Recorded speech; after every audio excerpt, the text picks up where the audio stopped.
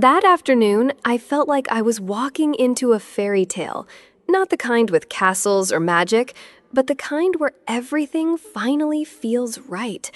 I wore the emerald green dress Daniel once said made my eyes look like storm clouds before the rain. He loved that dress, said it made me look fierce and soft at the same time. My fingers shook a little as I put on the lipstick, that same deep shade he called Thunder. I smiled in the mirror like a girl about to say yes to forever.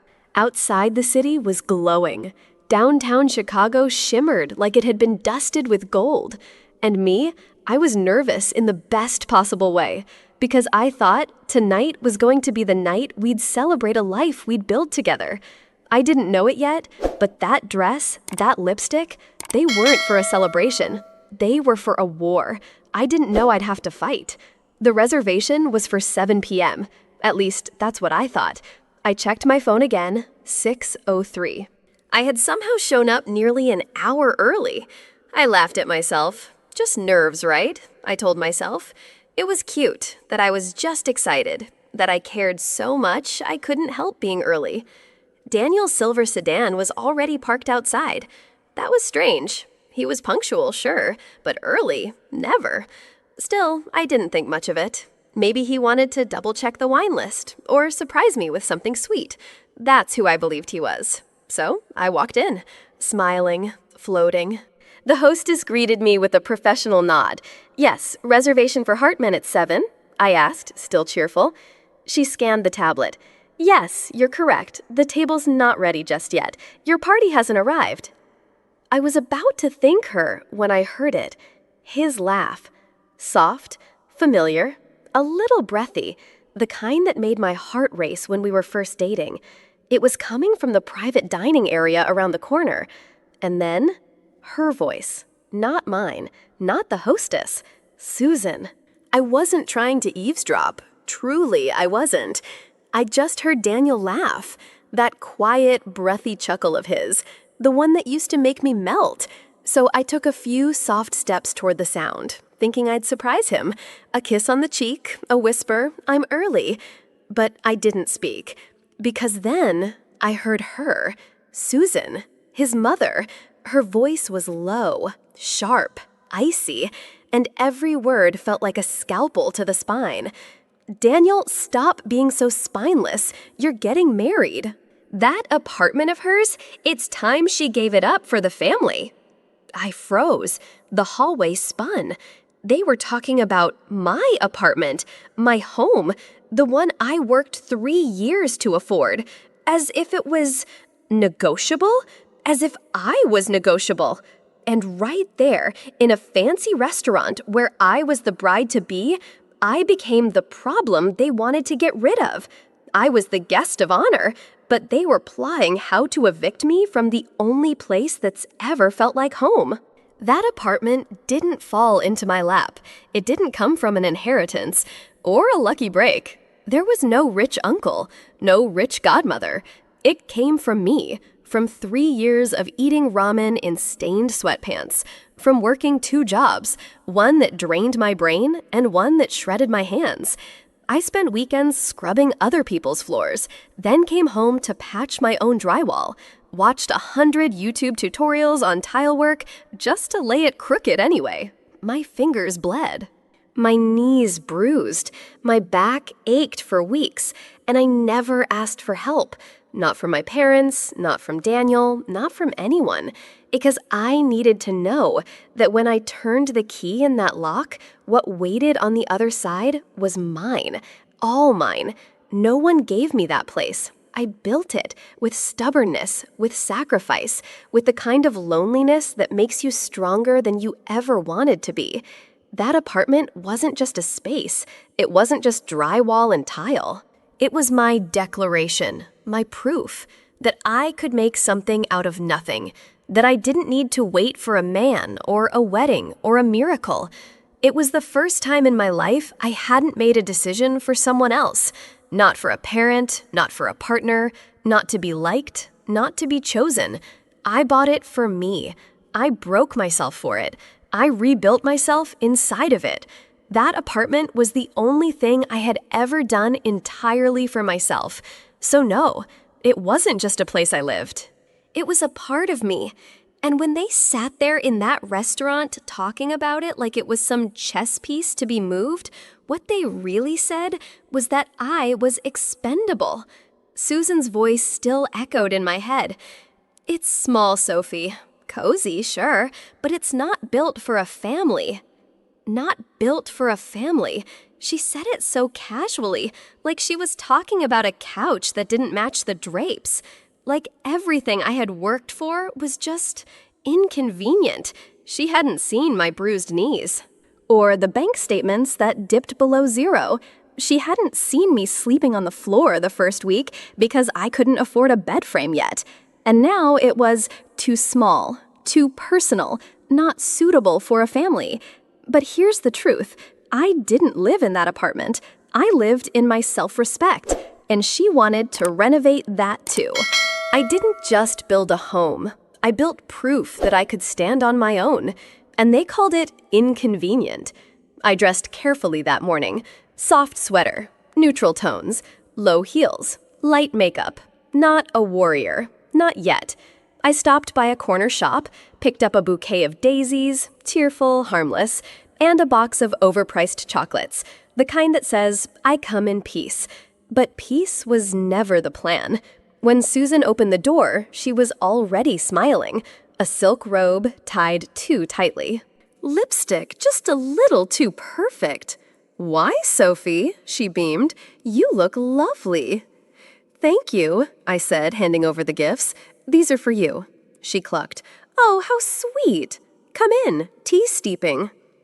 The moment I crossed the threshold, I knew this wasn't a visit. It was a chess match.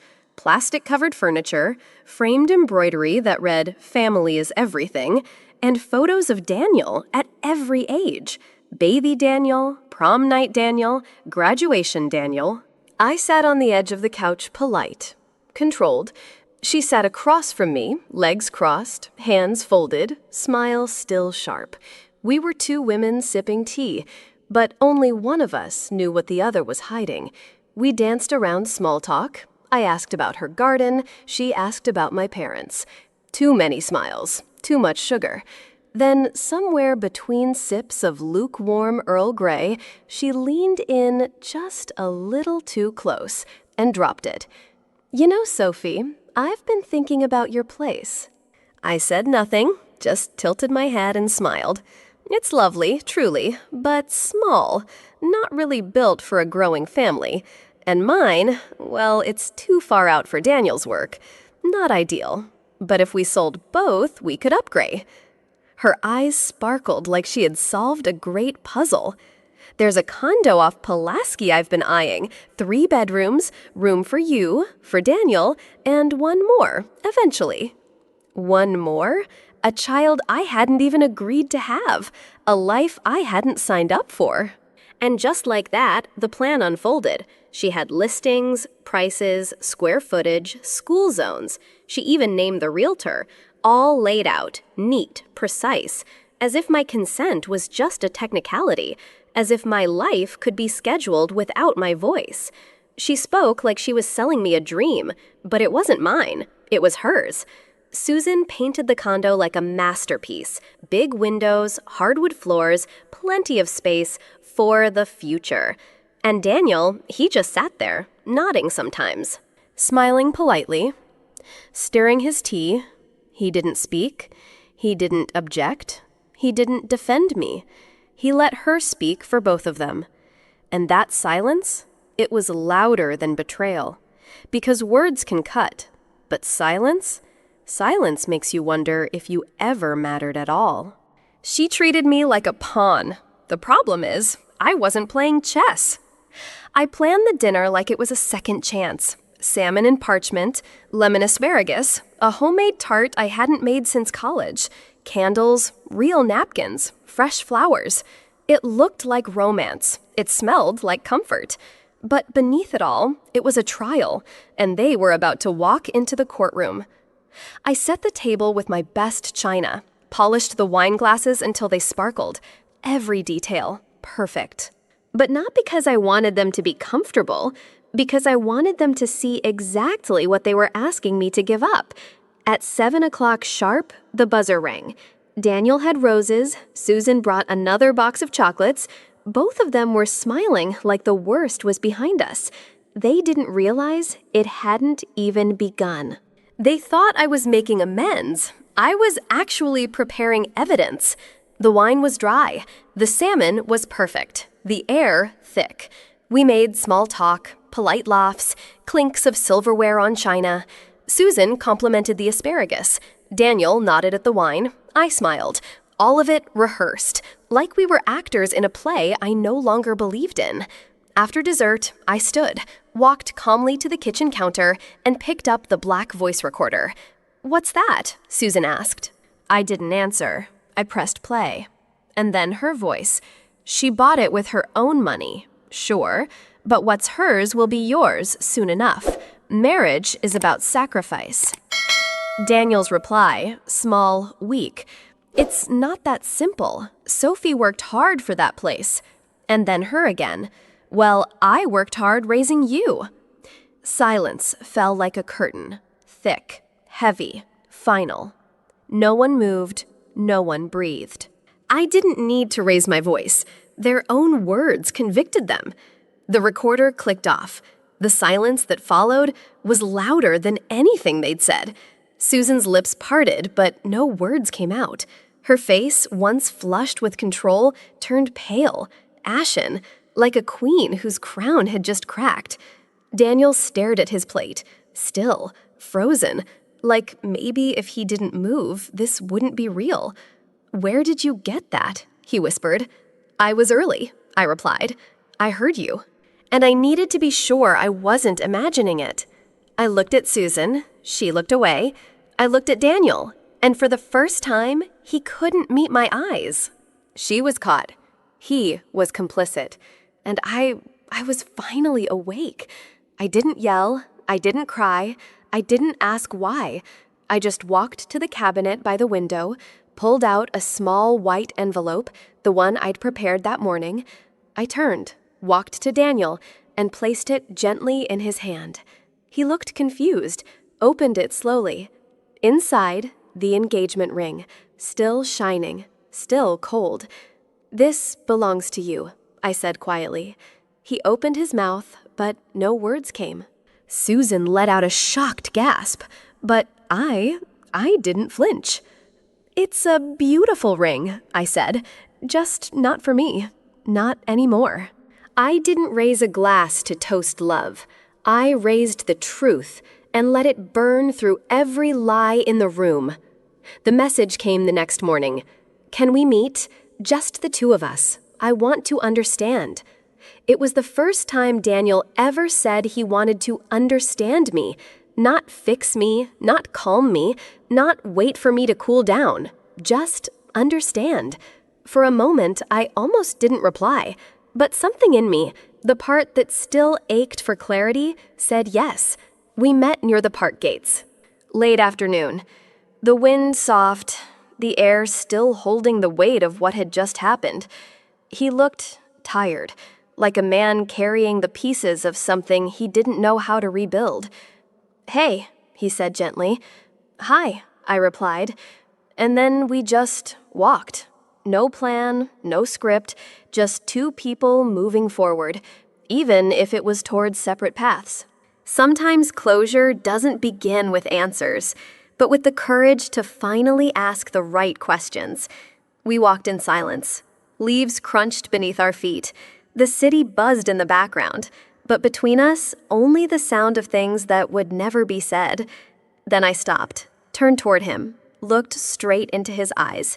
"Daniel," I asked quietly, "if I hadn't said anything, if I had just gone along with it, would you have let it happen?" He blinked. Once, twice. His mouth opened, then closed, and in that silence, I got my answer. "I think," he began, "I would have told myself it was for the best." And just like that, something inside me stopped hoping. Some betrayals don't come from cruelty. They come from convenience. I didn't move. Didn't breathe. I waited. Not for comfort, not for apologies, just the truth. Daniel shifted his weight, looked away. I think, he said slowly, I would have thought it was for the best.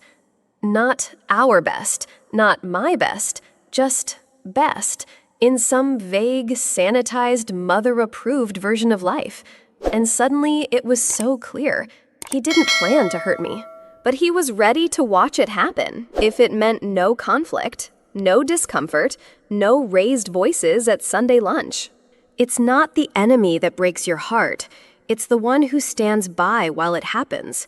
I looked at him, really looked. Not the man I loved, not the memories, not the ring that used to mean forever, just him. And if I said no, I asked, if I refused to sell, refused to move, refused to live in a home I paid for with your mother? He didn't answer right away. He sighed, ran a hand through his hair, his voice barely above a whisper. Then I guess we'd have to figure something out. No conviction, no stand, just more softness, more quiet surrender. And that's when it hit me. He wasn't my shield. He was a bystander in my life. I didn't need him to protect me from the world. I needed him to protect me from his mother.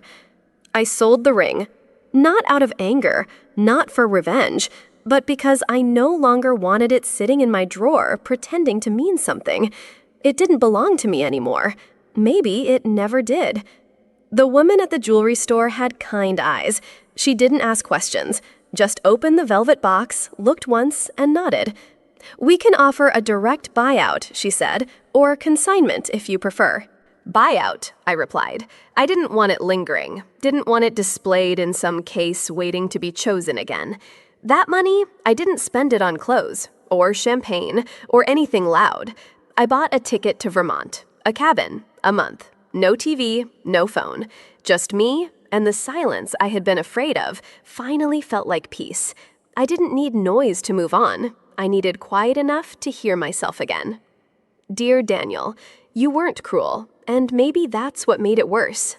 Cruelty is easy to recognize, easy to walk away from. It burns loud and fast.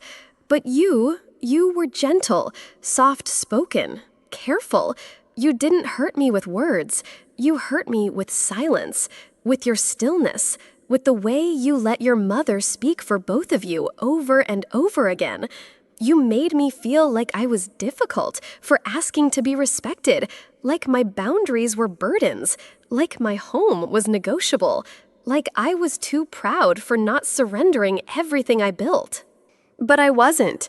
I was just protecting the only thing I ever built without anyone's help, myself. And I didn't walk away because I stopped loving you. I walked away because I finally started loving me, Sophie. He didn't break her. She broke the silence. Chicago hadn't changed. Same skyline, same morning rush, same smell of roasted coffee near the corner deli. But I had. This time, I didn't walk with my shoulders curled in. This time, I didn't check my phone wondering if Daniel had texted.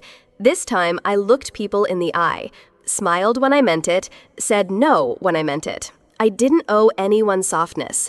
I had gone to Vermont thinking I needed to heal from him. But what I really needed was space to remember who I was before I bent for love. And now that I remembered, I wouldn't bend again. Peace looks like sadness until you realize it's actually freedom. It was a random Tuesday afternoon. The wind carried that crisp bite of late autumn, the kind that made your coat feel thinner than it was. I turned the corner, hands in my pockets, and there it was, La Violetta, the place where I had once arrived early in a green dress, believing in forever. Outside the front steps, a young couple stood. He knelt. She gasped. Someone clapped. A passerby whispered, "Look, he's proposing." I watched just for a second and smiled. Not a bitter smile, not regret, just recognition that once I had believed in something here, and now I believed in something else myself. She stood outside the same door, but this time her heart wasn't waiting to be chosen. I kept walking. The laughter behind me faded into the hum of city life, a car horn, the rustle of leaves under my boots, the soft click of a ring box being closed. But I didn't look back, not because I was angry, not because I was proud, but because I no longer needed to.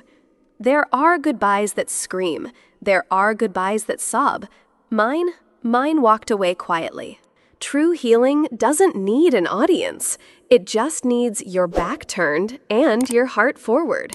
My story didn't end in a wedding dress. It didn't end in tears either.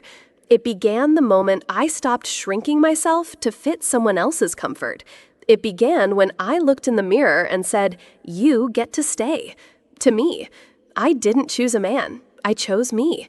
And for the first time, that choice didn't ask me to give anything up. I didn't need closure. I needed clarity. And now I don't just have peace. I have myself. Sometimes love asks you to give. But if it only asks you to bend, to shrink, to give up everything that makes you you, then it's not love. It's a transaction. Sophie's story reminds us, you can be gentle and still firm. You can be loving and still walk away. You can leave not because you stopped loving them, but because you finally started loving yourself. Don't wait for permission to choose yourself. If this story moved you, if it reminded you of a moment you had to choose yourself too, don't scroll away. Subscribe to Whispers of Life for more true emotional stories that speak where words often fail. Your voice matters. And sometimes, hearing someone else's helps you find your own. Hit the bell so you don't miss the next whisper, because sometimes that whisper might be meant for you.